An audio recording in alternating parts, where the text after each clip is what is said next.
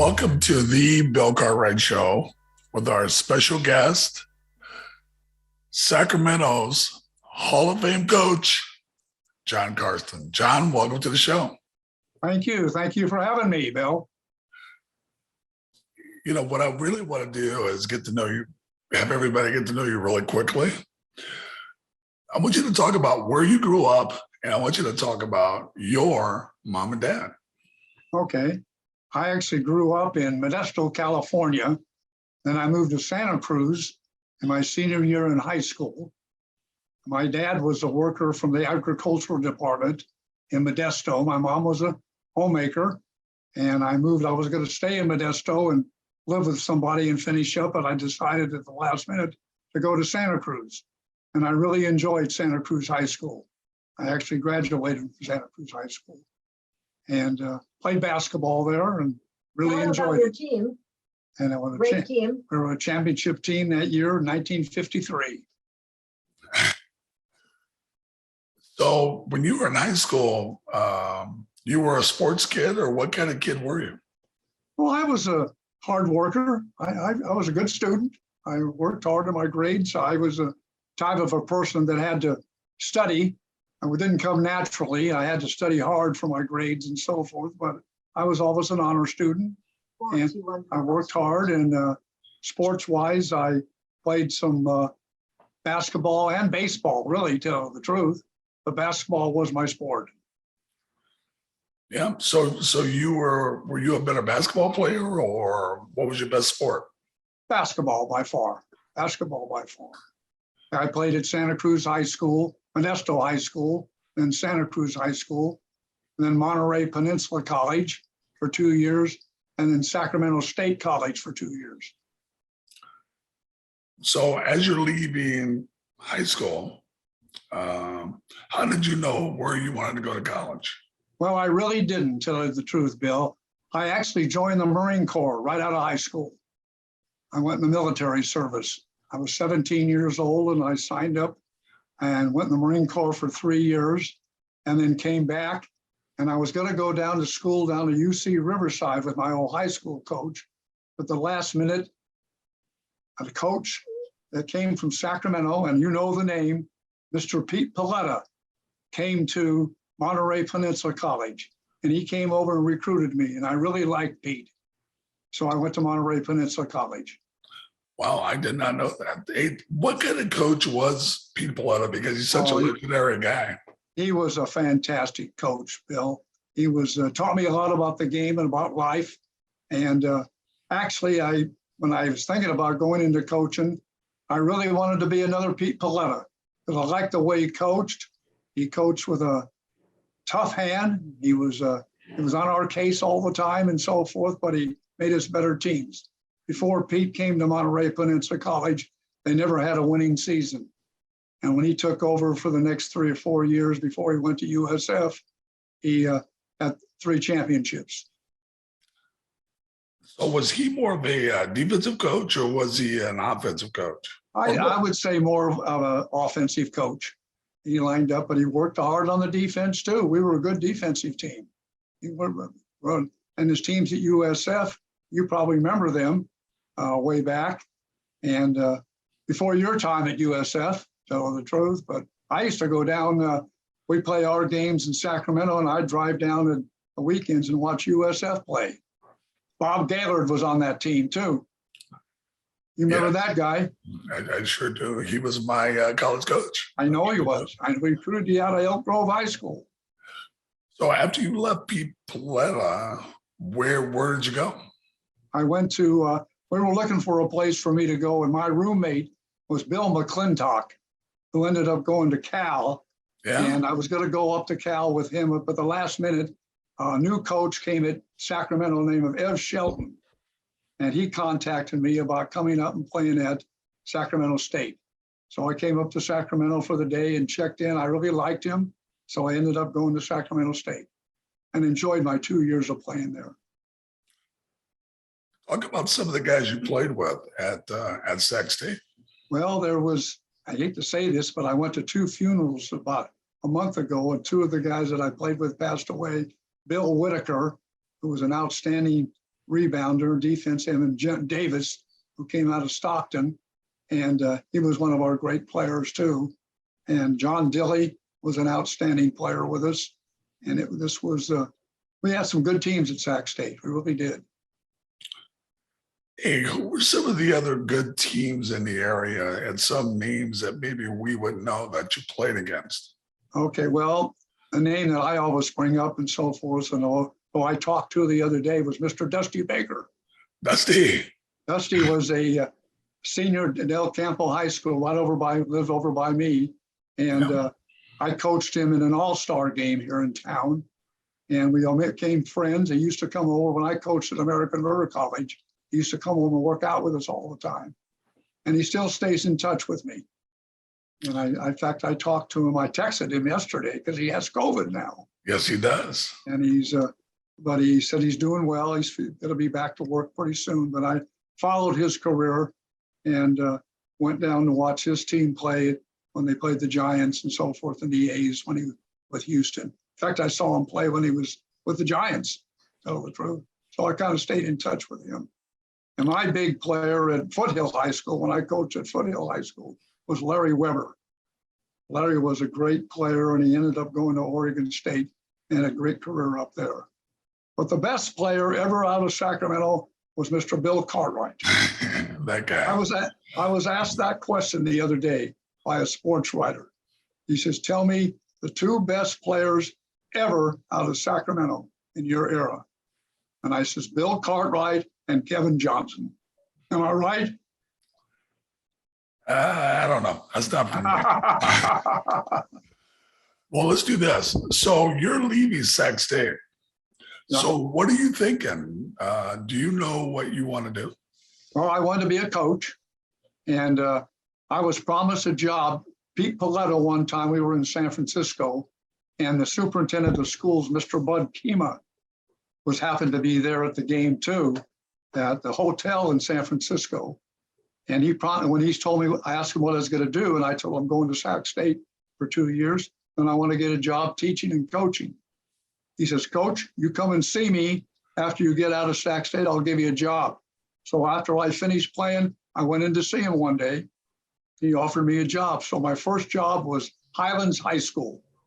I was a JV basketball coach at Highlands High School. Yeah. So what was that like? Your first coaching gig? I was 26 years old and learning just like everybody else and so forth, and had some great teams, great JV teams. And in fact, I had 25 of those guys over my house about 3 weeks ago. They're all 75 years old now, Bill. And we had a great time reminiscing about those 2-3 years that I coached at Highlands. So talk about your next step from Highlands. What do you? Opened up Foothill High School, brand new school in town. And the principal came in one day to practice and said that I'm going to go to Foothill High School. I'd like to have you be my basketball coach. So I was the first basketball coach at Foothill High School. Talk about how easy or hard that was to get that going. That was tough. The first year was tough. The guys that came over to see me, my old players, figured out my record at Highlands was 68-4. My first year at Foothill High School, we were 3-18. Yeah, that's the next year, we were 20-5.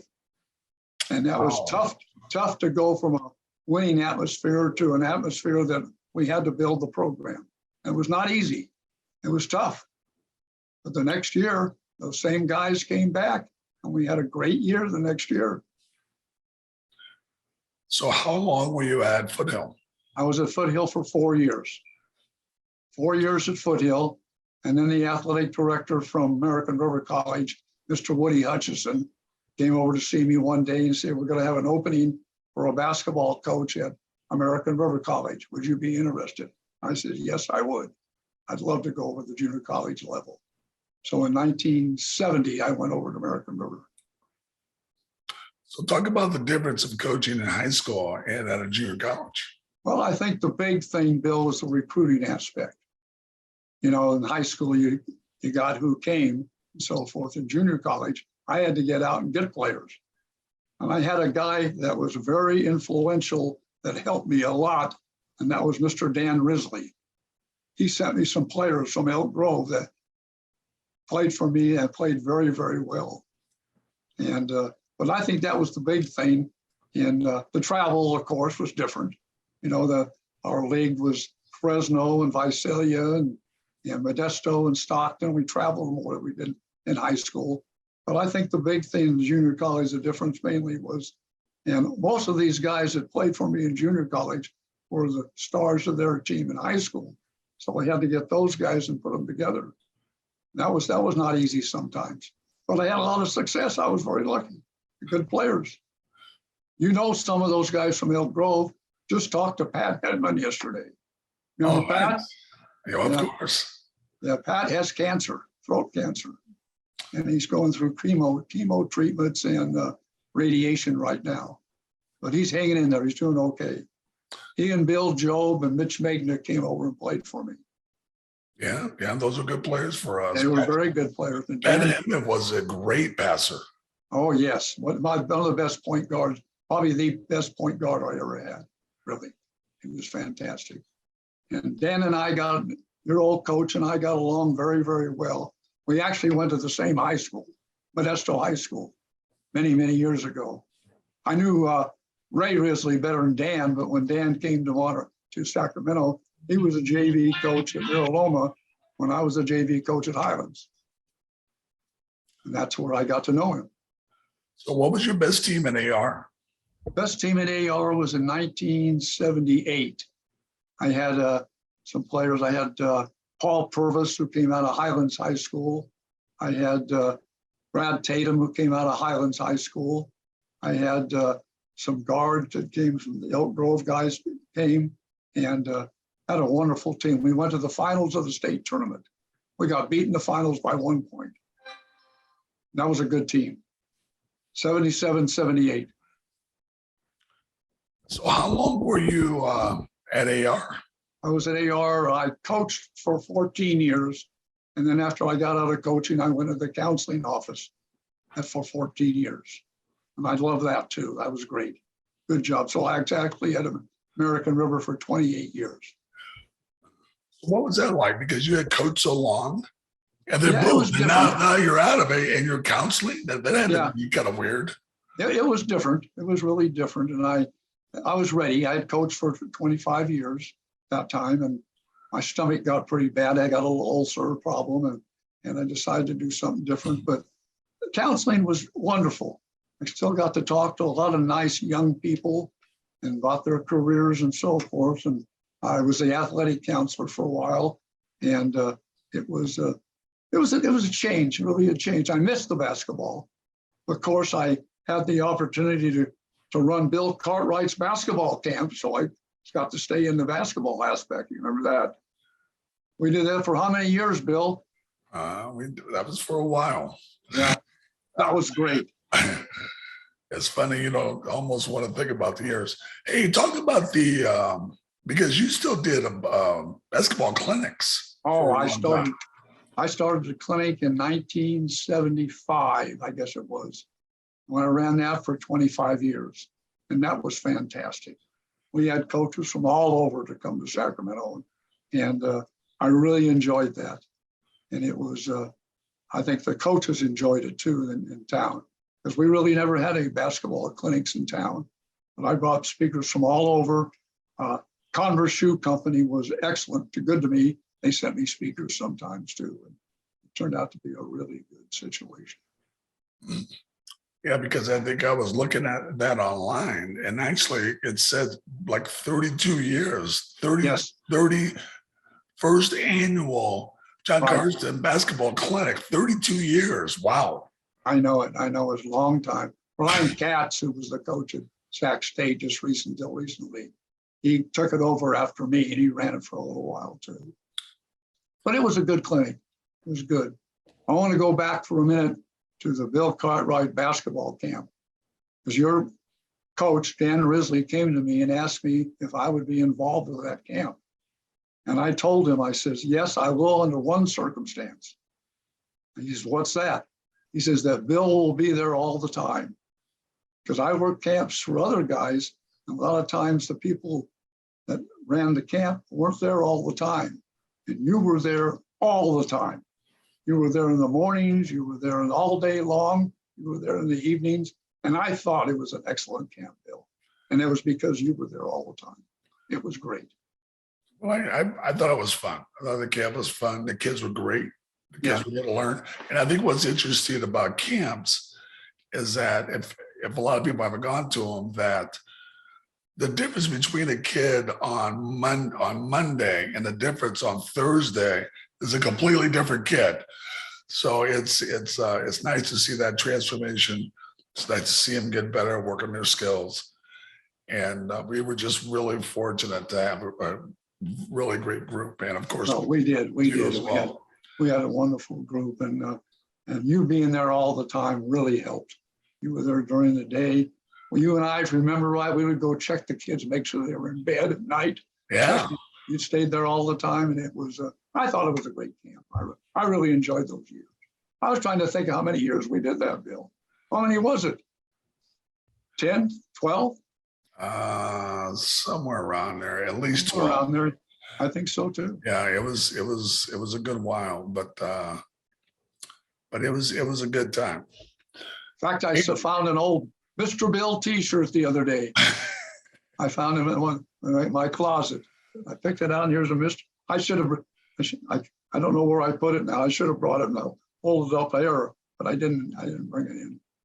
Those were good. Hey, you gave the kids a lot of stuff. Yeah, we did. We did. Well, every kid got a shirt every day. Yeah, I know that. And they, even years later, I would see people that had gone to the camp that mentioned that and so forth. They really enjoyed it. Yeah. See what happens when you give them a lot of stuff. They can't get rid of it. I know it. Oh, man. That was their wardrobe for school the next year. Exactly. Hey, do you overwatch high school, college games now? Yeah, I still go out and see high school games quite a bit and go over to the junior college. When my friend Brian Katz worked at Sacramento State, when he was over there, I went over to Sacramento State games quite a bit too. And I go to a lot of games. I still go see some high school. I have some ex-players that are coaching now in high school, and their kids are playing in high school. So I go to a lot of games. It's still fun to sit up there. Yeah, but I think, Bill, the game has changed a little bit. Yeah, a little bit. What do you think?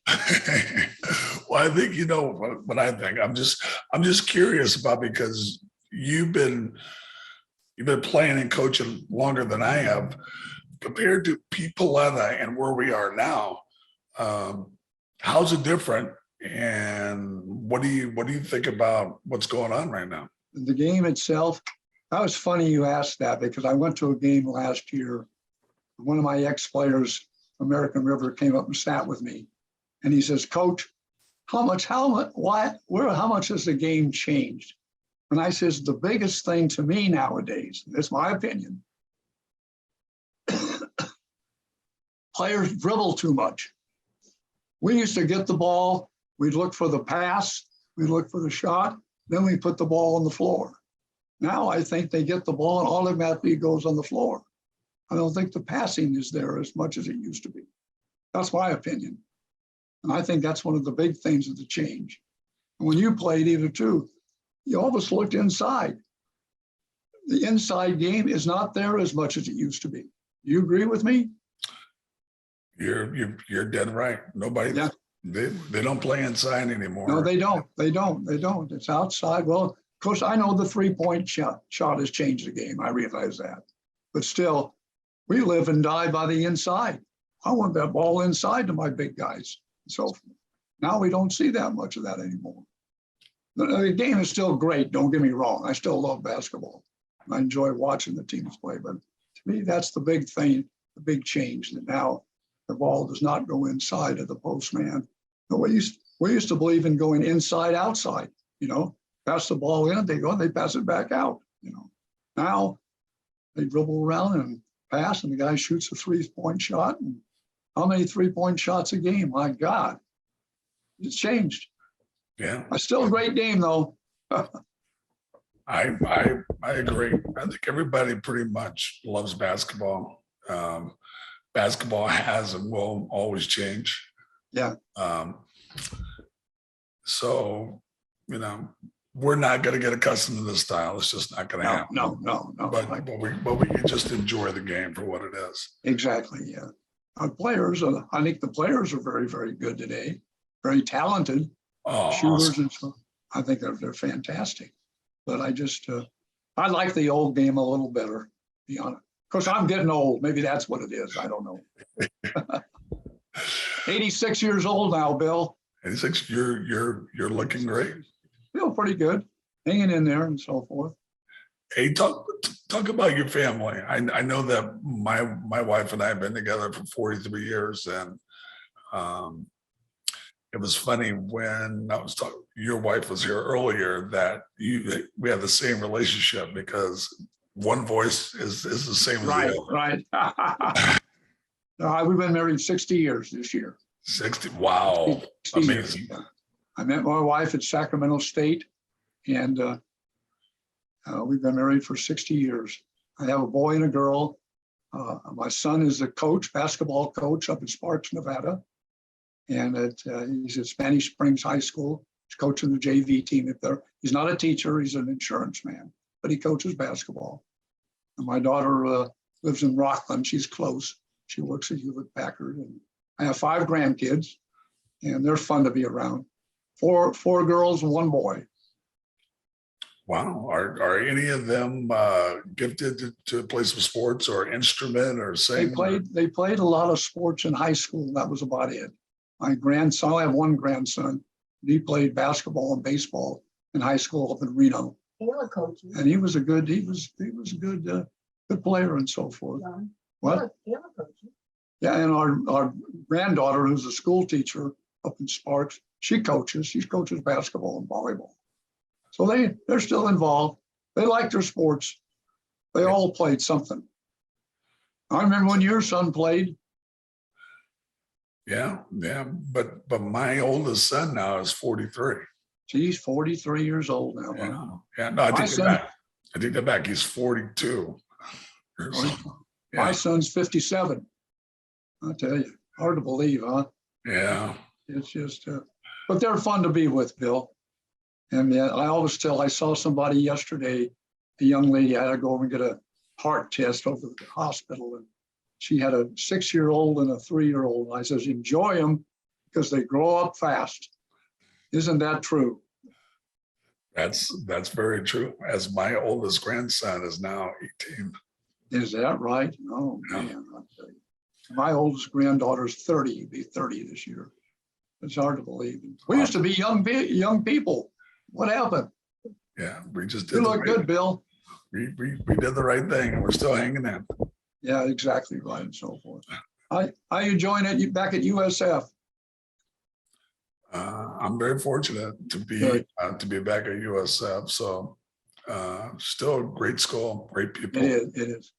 Spent many hours going watching basketball games at USF. Yeah, we got to get you over to USF and watch us play this year. We got a new coach, we got a new team. I think I will try to do. Gonna have a good ball club.